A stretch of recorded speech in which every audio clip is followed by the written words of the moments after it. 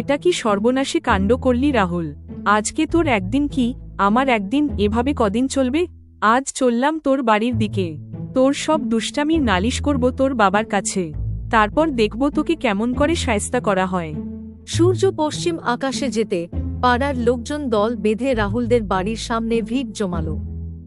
এক একজন এসে নালিশ করতে লাগল। কেউ বলল আমার পোষা কবুতর খাঁচা থেকে খুলে দিয়ে উড়িয়ে দিয়েছে, আবার কারো গরু খুলে দিয়ে মাঠে ছেড়ে দিয়েছে, সেই গরু জমি নষ্ট করেছে। প্রতিদিনই এসব ঘটতে লাগল।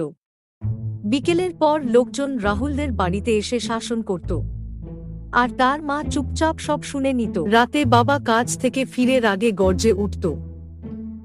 আমি সারাদিন গাধার মতো খেটে টাকা নিয়ে ফিরি, আর তুমি ছেলেকে সামলাতে পারো না? ছেলেকে একটু চোখে চোখে রাখলে কি তোমার অসুবিধা হয়? একদিন তো রাহুল এমন কাণ্ড করল যে পাশের পুকুরে বিষ ঢেলে দিল। সব মাছ একসাথে মারা গেল। সেদিন অবধি রাহুলের বাবা কখনো ছেলের গায়ে হাত তোলেনি, কিন্তু এই কাণ্ড শুনে আর নিজেকে সামলাতে পারল না। তোকে এতবার বলেছি, তোর আজ থেকে খাওয়া বন্ধ। সেই রাতে বাবার ঘুম হল না। মনে মনে বুঝল, মারধর করে কিছুই হবে না, অন্য উপায় বের করতে হবে। একটার পর একটা দিন কেটে যেতে লাগল, কিন্তু রাহুলের চরিত্রে কোন পরিবর্তন আসলো না, বরং নালিশের পরিমাণ আরও বেড়ে যেতে লাগল। অদ্ভুতভাবে এখন বাড়িতে লোকজন এসে নালিশ করলেও রাহুলের বাবা মা রাহুলকে কোন রকম বকাঝকা করে না। কদিন বাদে রাহুল এই ব্যাপারটা খুব অদ্ভুত লাগে। আজকাল রাহুল একটা ভারী অদ্ভুত জিনিস লক্ষ্য করল, তার ঘরের দরজায় প্রতিদিন একটা করে পেরেক ঠোকা হচ্ছে। কৌতূহলী হয়ে মাকে জিজ্ঞেস করল, মা, আমার দরজায় কে পেরেক ঠুকছে?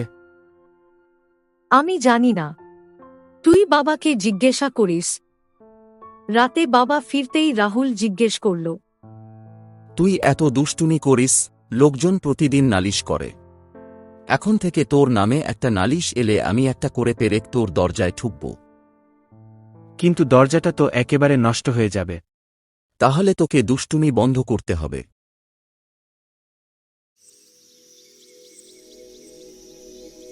এরপর থেকে রাহুল পাল্টে গেল। এখন সে সকালে উঠে পড়াশোনা করে, মাকে ঘরের কাজে সাহায্য করে, বৃদ্ধ লোককে রাস্তা পার করে দেয়। গ্রামের মানুষ অবাক। এটা কি সত্যিই রাহুল? ধীরে ধীরে বাবাও খুশি মনে একে একে দরজার সব পেরেক তুলে ফেলল, কিন্তু দরজাটা দাগে ভরে গেছে।